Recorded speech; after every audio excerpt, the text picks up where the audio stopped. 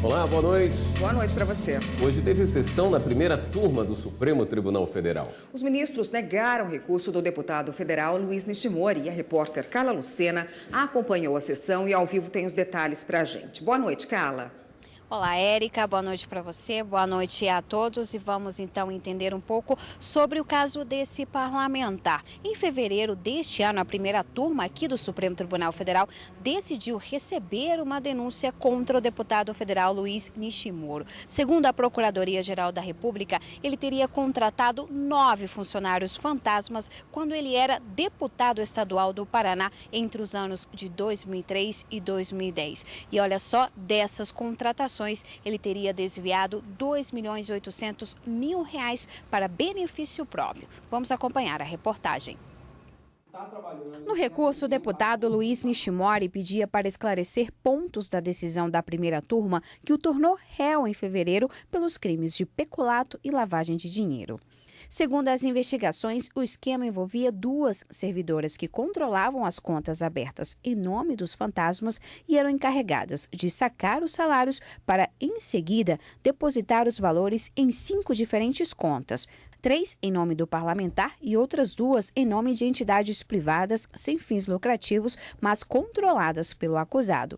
O ministro Alexandre de Moraes, na sessão desta terça-feira, negou o pedido do parlamentar. Ele alegou que não há nenhum ponto a esclarecer na decisão da turma que aceitou a denúncia. Não há ambiguidade, obscuridade, contradição ou omissão. Foi recebimento de denúncia pela turma. O meu voto é pela rejeição. Ainda durante a sessão, os ministros julgaram vários habeas corpus. Em um deles, um homem condenado por homicídio qualificado, tentativa de homicídio e corrupção de menores, pedia para permanecer em liberdade. O ministro Marco Aurélio, relator, disse que há excesso de prazo na prisão provisória e decidiu que ele poderia cumprir a pena em casa. Não se pode inverter a ordem natural do processo crime a partir da capacidade intuitiva, imaginando que, não havendo a custódia, poderá o acusado ameaçar testemunhas ou mesmo deixar o distrito da culpa. Mas, por maioria, os ministros negaram o pedido. Consideraram que o homem pode voltar a cometer crimes, além de representar perigo para a sociedade. Diante da periculosidade do réu, e das circunstâncias aqui descritas, se possa considerar injustificada a demora, de modo que eu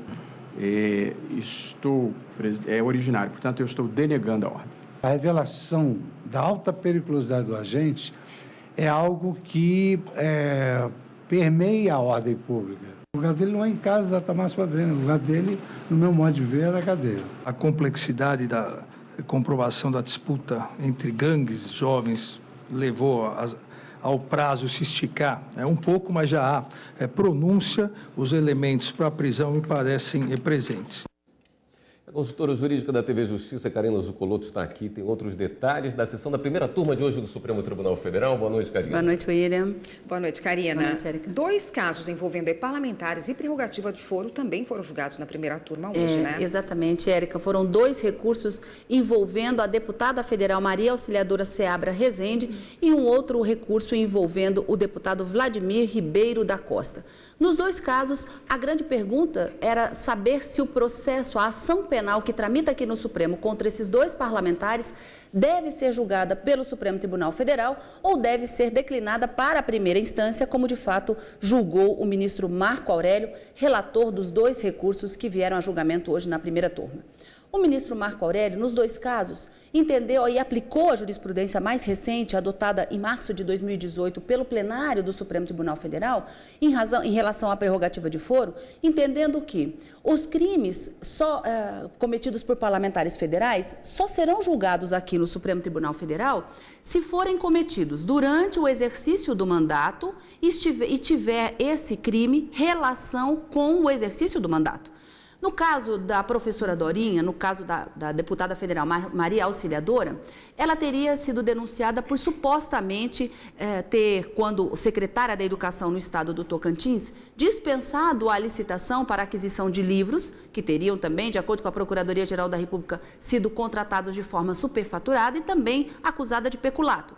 crimes cometidos quando ela ainda não era deputada federal. E também não havia nenhuma relação com o exercício do mandato de deputada federal. O ministro Marco Aurélio, relator, determinava então a baixa dos autos para que a Justiça Federal de Primeira Instância do Estado de Tocantins pudesse analisar o caso. No segundo, envolvendo o William Ribeiro da Costa, o deputado federal já teria supostamente cometido, foi denunciado por supostamente ter cometido um crime de ameaça durante o exercício do mandato parlamentar, já deputado federal. Mas para o ministro Marco Aurélio, o crime de ameaça, o suposto crime de ameaça, não teria qualquer relação com o mandato. Então, da mesma forma, aplicando a orientação do Supremo, deveria ser julgado pela primeira instância e não pela Suprema Corte. Mas a maioria que se formou, ficando vencidos apenas o ministro Marco Aurélio e o ministro Alexandre de Moraes, seguindo o voto do ministro Luiz Roberto Barroso, o ministro Fux e a ministra Rosa entenderam que nos dois casos, embora essas justificativas do ministro Marco Aurélio tivessem toda a pertinência, os dois processos já estavam aparelhados para julgamento. E um deles já com as alegações finais apresentadas e o outro já em fase de processo penal já finalizado. Ou seja, nesse caso, haveria, portanto, uma prorrogação da competência do Supremo, segundo a jurisprudência que foi firmada. Nos dois casos, portanto, deram provimento aos recursos para permanecer aqui no Supremo o julgamento das duas ações penais contra esses dois deputados federais. Repita para mim, por favor, o nome do deputado. Deputado Vladimir Ribeiro da Costa. E não William. O William não, sim. A gente se encontra amanhã, temos sessão plenária pela manhã à tarde?